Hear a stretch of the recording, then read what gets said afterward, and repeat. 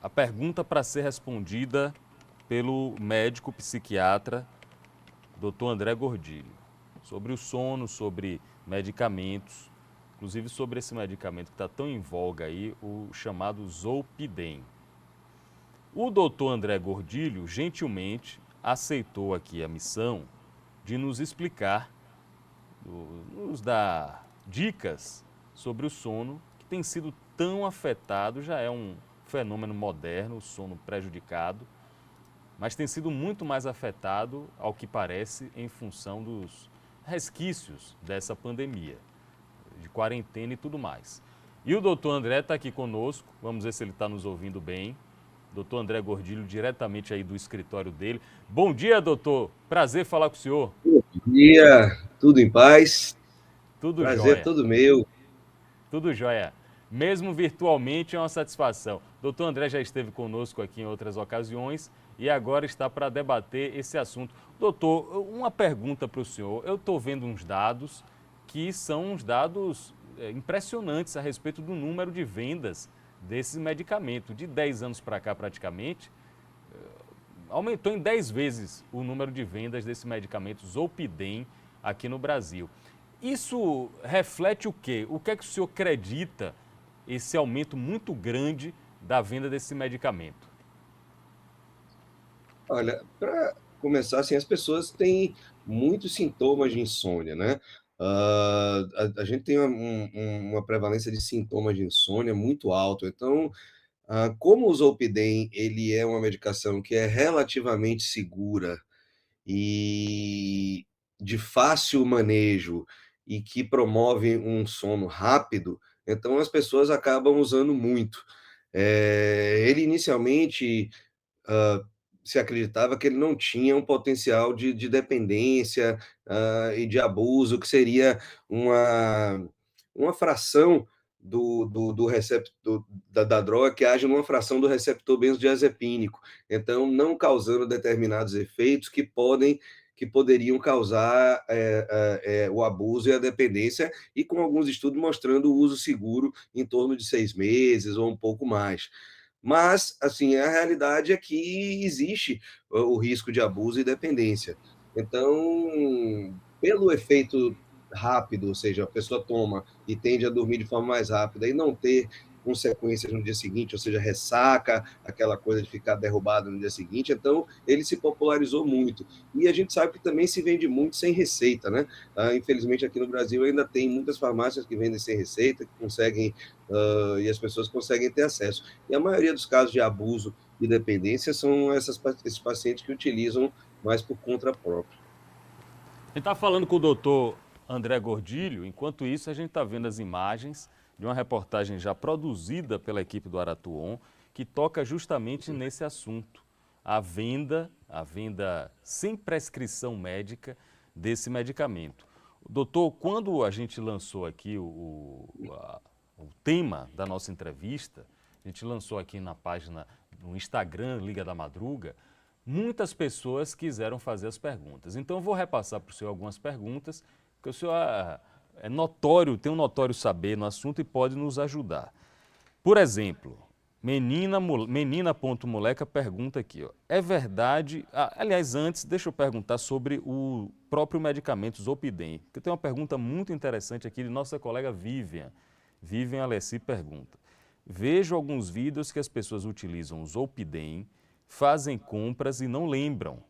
Qual o recomendado para que isso não aconteça com o uso desse medicamento? Basicamente, doutor, há alguns relatos de que pessoas tomam o medicamento antes de dormir, aparentemente acham que estão dormindo, porém, quando acordam no dia seguinte, não lembram de várias atitudes que tomaram. Isso é comum? Isso está naquelas reações adversas possíveis? Ou é um fenômeno muito raro que pode estar sendo exacerbado até pela mídia? Não, não é muito raro, não. Na verdade, o Zolpidem ele é uma medicação que ele é um hipnótico, né? Então, ele promove esse sono rápido. Então, você deve tomar deitado já, ou seja, tomar, deitar e se preparar ali para dormir. Porque se você toma e fica fazendo atividade, a medicação pode fazer efeito, você tem o adormecer, mas mantém os movimentos complexos, e aí, ou seja, causa muitas vezes a amnésia anterógrada, ou seja, a pessoa não lembra o que está fazendo do momento que tomou para frente, e aí pode se expor, fazer besteiras, etc. Né? Então, isso acontece. E também evitar que a pessoa seja acordada durante as primeiras horas de uso, porque esse despertar pode ser um despertar automático, no qual a pessoa também não se recorde das coisas que faça. Então, não é tão incomum, não. É uma medicação que tem esse risco. Médico psiquiatra Dr. André Gordilho, inclusive eu recomendo vocês acessarem, vocês podem acessar a página dele, eu estou aqui com a página dele, Dr. André Gordilho, porque ele dá várias dicas, várias informações que ele passa aqui na conta dele pessoal, podem ser úteis para a gente, inclusive sobre depressão, que é um tema que ele já veio aqui falar, é um tema que a gente pode falar a qualquer momento, é necessário a gente falar a qualquer momento.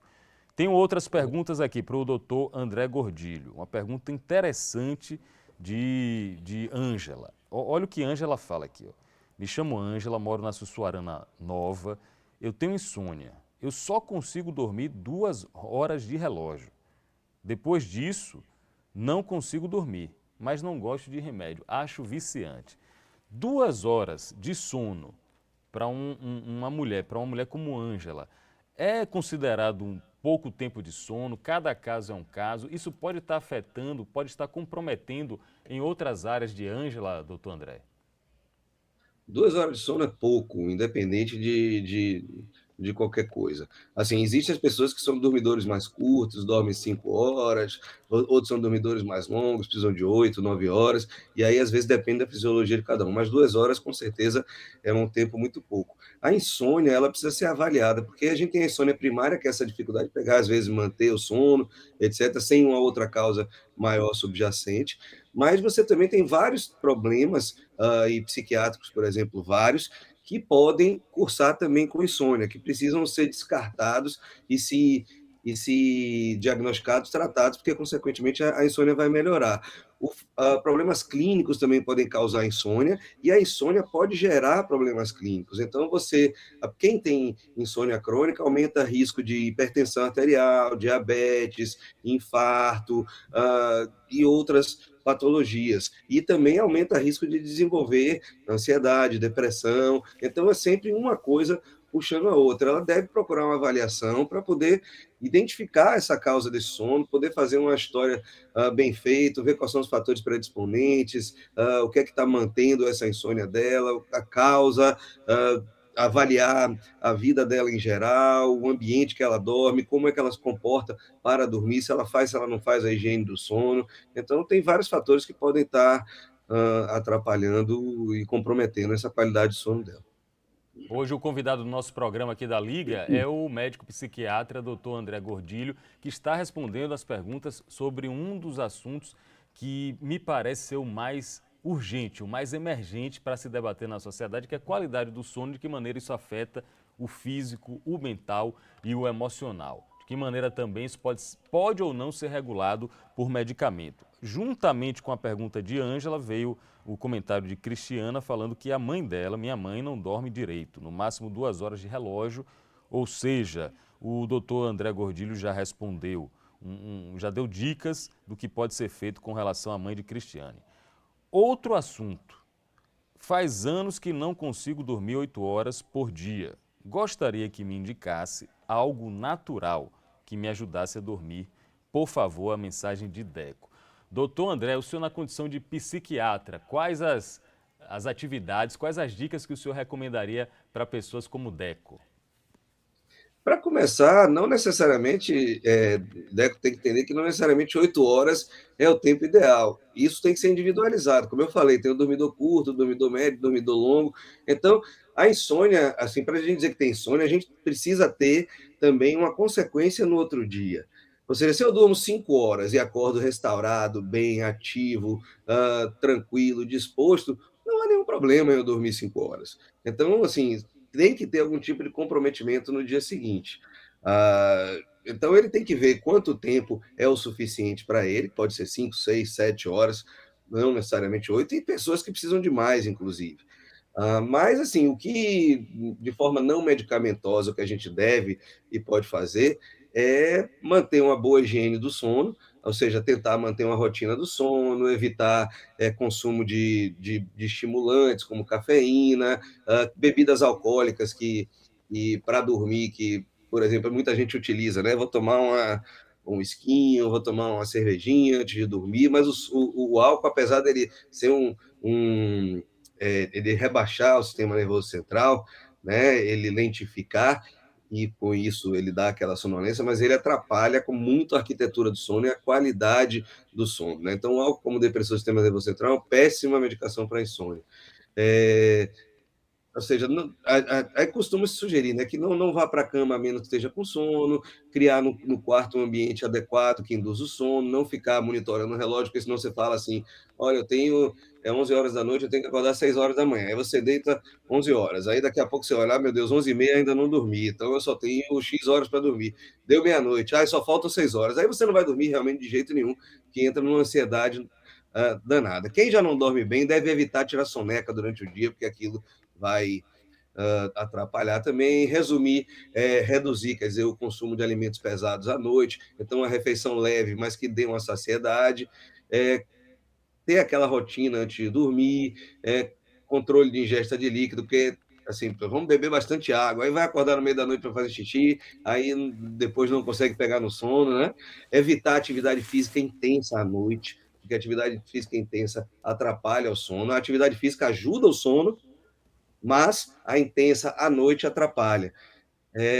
Tentar dormir uma quantidade de horas normal, durante o dia tentar abusar de luz natural, à noite, ao contrário, você tem um ambiente escuro, porque a escuridão é que vai fazer com que a melatonina seja liberada. Então, são algumas dicas que a pessoa pode tomar para tentar organizar e criar uma rotina de sono. Se você é um cara que não dorme muito bem, então, tentar, assim, pelo menos durante a semana, o dia de trabalho, tentar organizar aquele horário. Eu vou dormir 10 horas, então, assim, 9 horas eu vou começar a me preparar, eu vou tirar o celular de lado, vou suspender tela, porque tela é um inferno, que aquela luz ali atrapalha o sono, sem contar, né, quem fica no Instagram vendo Reels, meme de Reels, você fica passando aqueles Reels ali 50 vezes, aí quando você vê, passaram-se 2 horas e você está vendo besteira 2 horas ali e ativando. Então, tentar criar uma rotina que nem sempre é fácil a gente organizar, porque é engraçado ficar vendo aquelas coisas, etc., mas aquilo realmente atrapalha.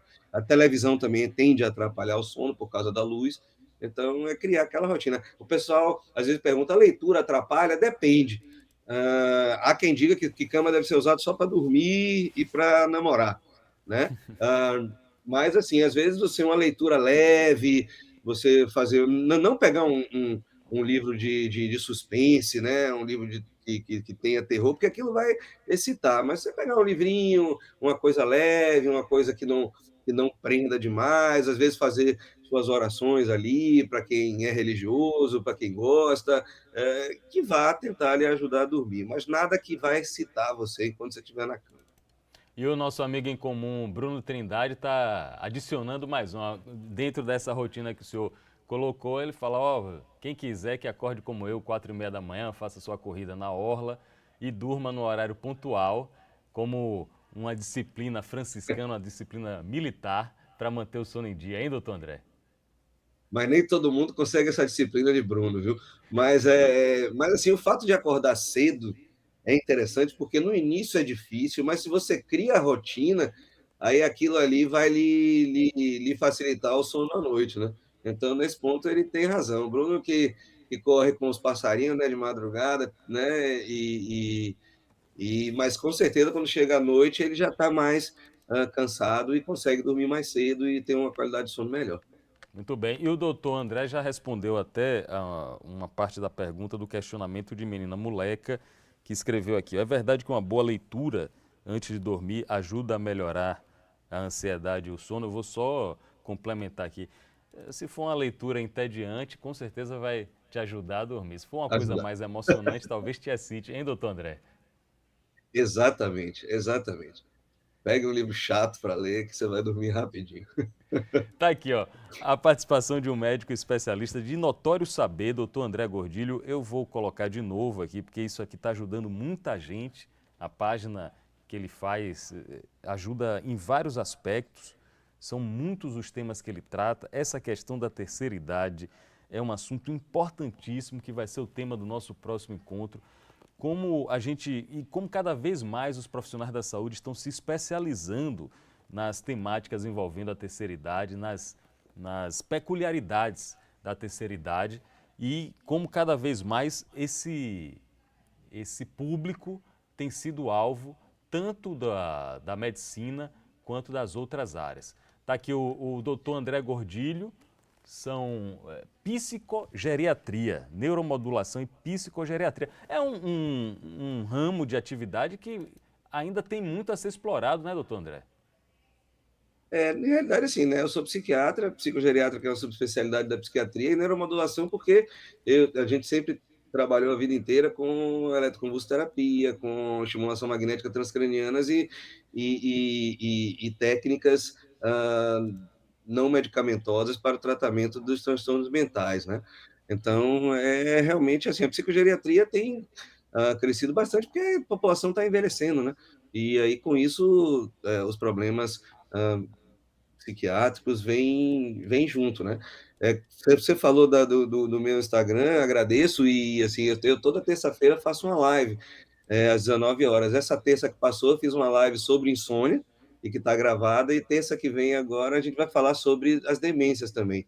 Então, quem quiser assistir, está Vale a pena, convidado. viu? Tá feito o convite, acompanhar o trabalho do doutor André Gordilho no Instagram.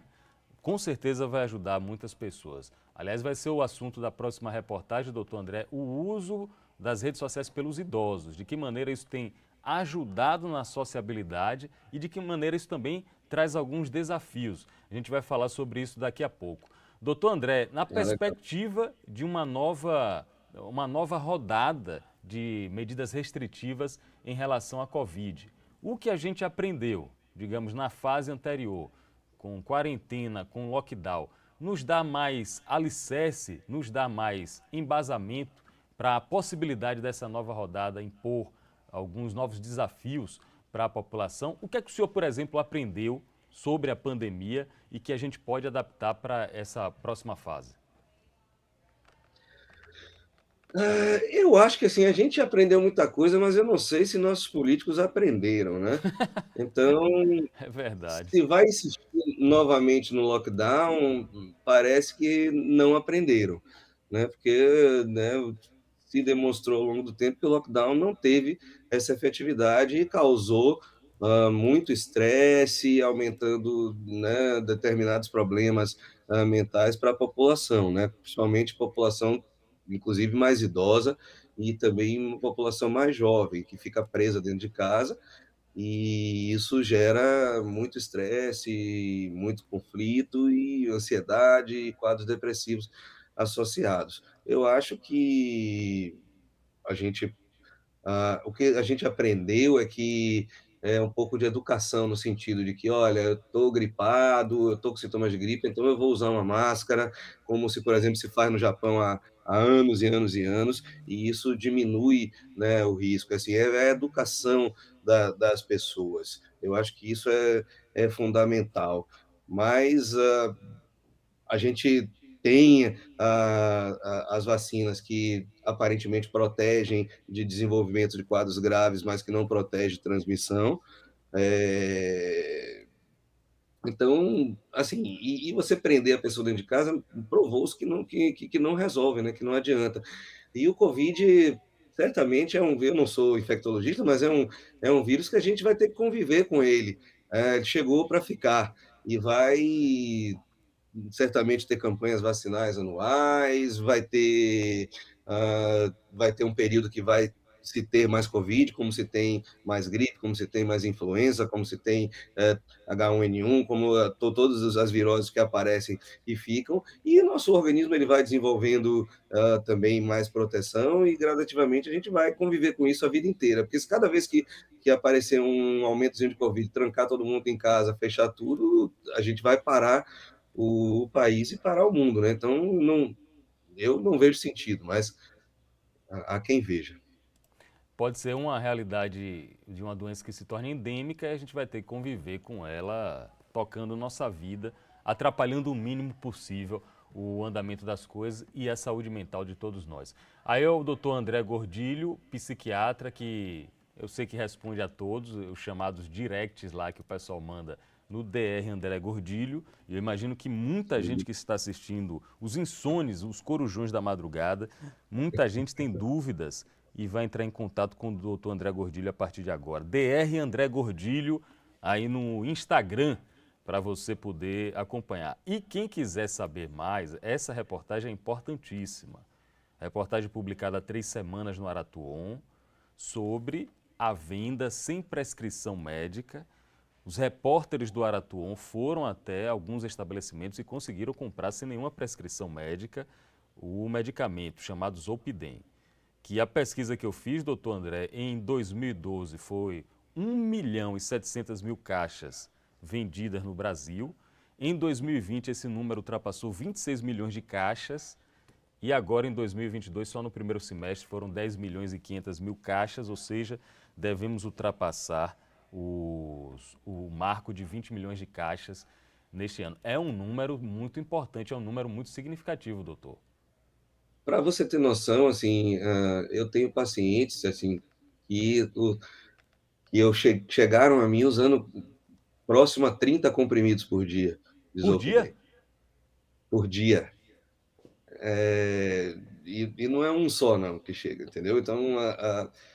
Então, e exatamente essas pessoas são pessoas que às vezes têm uma prescrição para usar um comprimido por X tempo, depois parar, aí o negócio é bom, ele continua, aí começa a desenvolver o fenômeno que a gente chama de tolerância, não faz mais aquele mesmo efeito, a dosagem, aí a pessoa consegue comprar, passa a tomar 2, aí 3, 4, enfim. E aí vai num escalonamento quando vê, está utilizando doses absurdas da medicação, né? Mas a boa notícia é que dá para tirar, dá para reduzir, dá para suspender. Eu tenho esse paciente mesmo de 30, não está mais usando. Um paciente que usava 20 e pouco também está usando um apenas por dia e em suspensão. E outros pacientes que também fazem abuso, a gente consegue ajustar e retirar a medicação.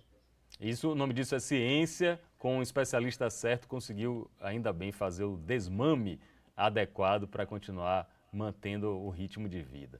Doutor psiquiatra André Gordilho e psicogeriatra também. Estou reforçando isso porque vai ser o tema, doutor, da próxima reportagem. Muito obrigado pela companhia. Nos encontraremos outras vezes para falar de todos os temas que o senhor domina, que são úteis para o nosso dia a dia. Obrigado, doutor André. Eu agradeço demais o convite, estou sempre à disposição e obrigado por ter me chamado. E um abraço para Bruno também aí, que dessa hora para ele já é de noite, né? Já que acordou 4 da manhã para correr, né? Um abraço, obrigado. Obrigado, obrigado. Bruno agora está em plena atividade, inclusive assistindo a reportagem. Vamos acompanhar agora os desafios para os idosos.